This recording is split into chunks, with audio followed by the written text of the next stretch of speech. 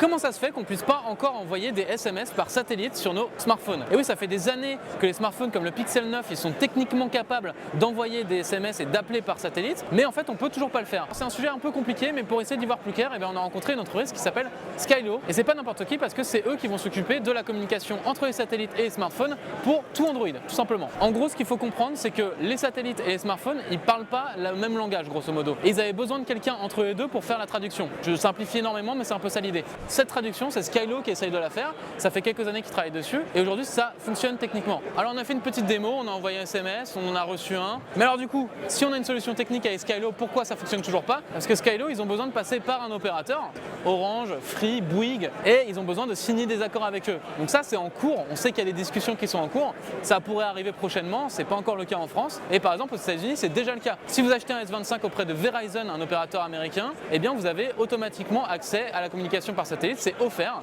Ils ont décidé de l'offrir, Verizon, pour un peu inciter leurs clients à acheter les S25 chez eux. Et bien en France, on pourra avoir la même chose demain avec un opérateur qui va vous faire par exemple un forfait dédié pour pouvoir passer par le satellite, ou bien on va vous vendre un smartphone en vous disant si vous venez chez nous, vous pourrez passer par le satellite.